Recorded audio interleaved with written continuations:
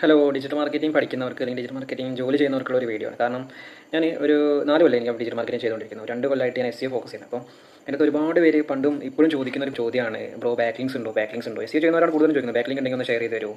അപ്പോൾ ഞാൻ ഈ 2 ദിവസം മുമ്പ് എൻ്റെ ഫ്രണ്ട് ചോദിച്ചു, ബാക്ക്ലിങ്ക്സ് ഉണ്ടെങ്കിൽ ഒന്ന് ഷെയർ ചെയ്ത് തരുമെന്നുള്ളത്. അപ്പോൾ ഞാൻ അവൾക്ക് പറഞ്ഞു, ഞാൻ ചെയ്യുന്ന ബാക്ക്ലിങ്ക് അല്ല നിനക്ക് ചെയ്യേണ്ടി വരിക.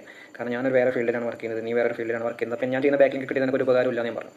അപ്പോൾ അവൾ പറഞ്ഞു, അവിടെ മാനേജർ ഇത്ര ബാക്ക്ലിങ്ക്സ് ചെയ്യണം എന്ന് പറഞ്ഞ ടാസ്ക് കൊടുത്തിട്ടുണ്ട്, മന്ത്ലി ഇത്ര ബാക്ക്ലിങ്ക്സ് ചെയ്യണം എന്ന് പറഞ്ഞ ടാസ്ക് കൊടുത്തിട്ടുണ്ട്. ഇങ്ങനെയൊന്നും ചെയ്തിട്ട് ഒരു കാര്യമില്ല. നമ്മളെപ്പോഴും ക്വാണ്ടിറ്റിയിലല്ല ഫോക്കസ് ചെയ്യേണ്ടത്. വെബ്സൈറ്റിൻ്റെ ബാക്ക്ലിങ്ക് ലിങ്ക് ബിൽഡിംഗ് ചെയ്യുമ്പോൾ ക്വാണ്ടിറ്റിയിൽ ഫോക്കസ് ചെയ്യാതെ ക്വാളിറ്റിയുള്ള ബാക്ക്ലിങ്ക് ബിൽഡ് ചെയ്യാൻ നോക്കുക.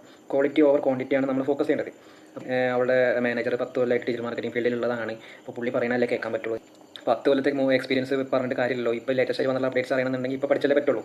ഇപ്പോൾ ആണെങ്കിൽ SEO മാറി. നമ്മളിപ്പോൾ ബെസ്റ്റ് പ്രാക്ടീസസ് എന്ന് പറയുന്നത് നമ്മുടെ വെബ്സൈറ്റിലേക്ക് അതോറിറ്റി കൂട്ടാൻ നമ്മുടെ റെലവൻ്റ് ആയിട്ടുള്ള ബാക്ക്ലിങ്ക്സ് ചെയ്യുക എന്നുള്ളതാണ്. വെബ്സൈറ്റിലേക്ക് ട്രാഫിക് നമ്മുടെ ഗോൾ എന്താ? വെബ്സൈറ്റിൻ്റെ റാങ്ക് ചെയ്യിപ്പിക്കുക, അതേപോലെ അതിൻ്റെ ട്രാഫിക് കൂട്ടുക എന്നുള്ളതാണ്. അപ്പോൾ അവളെന്തൊരു ചോദിച്ചു, നമുക്ക് എവിടെ നിന്നാണ് നല്ല ബാക്ക്ലിങ്ക്സ് കിട്ടുക എന്നുള്ളത്.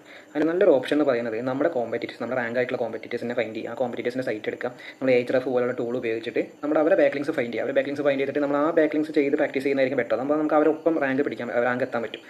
അങ്ങനെ എത്തിക്കഴിഞ്ഞ് കഴിഞ്ഞാൽ പിന്നെ ചെയ്യേണ്ട കാര്യം എന്ന് പറയുന്നത് ഞാൻ ചെയ്തുകൊണ്ടിരിക്കുന്ന ഒരു കാര്യമാണ്. കാരണം ഞാൻ എൻ്റെയും എൻ്റെ ഫ്രണ്ട്സിൻ്റെ ഓഫീസിലുള്ളവരുടെയൊക്കെ ഫോൺ വാങ്ങിയിട്ട് കീവേഡ്സ് സെർച്ച് ചെയ്യും. നമ്മുടെ കീവേഡ് സെർച്ച് ചെയ്തിട്ട് നമ്മുടെ സൈറ്റിലേക്ക് ക്ലിക്സ് കൂട്ടും. അങ്ങനെ കൂട്ടുമ്പോൾ ഗൂഗിൾ അത് ഓട്ടോമാറ്റിക് ആ കീവേഡിന് ആ സൈറ്റിന് റെലവൻസ് ഉണ്ടെന്ന് കാണിച്ചിട്ട് അത് റാങ്ക് ഇൻക്രീസ് ആവാൻ ഹെൽപ്പ് ചെയ്യും.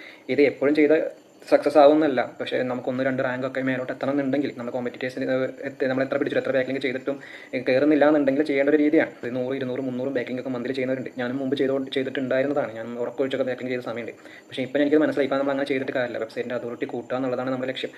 ചിലപ്പോൾ നമ്മുടെ ഈ സ്പാമി ആയിട്ടുള്ള സൈറ്റുകളും അതുപോലെ തന്നെ നമ്മുടെ റെലവൻ്റ് അല്ലാത്ത ബാക്കിംഗ് ഒക്കെ ചെയ്ത് കഴിഞ്ഞാൽ നമ്മുടെ വെബ്സൈറ്റ് റാങ്ക് ആണെങ്കിൽ പോലും പെട്ടെന്ന് ഒരു ദിവസം അത് റാങ്ക് താഴെ പോകാനൊക്കെ ചാൻസ് ഉണ്ട്.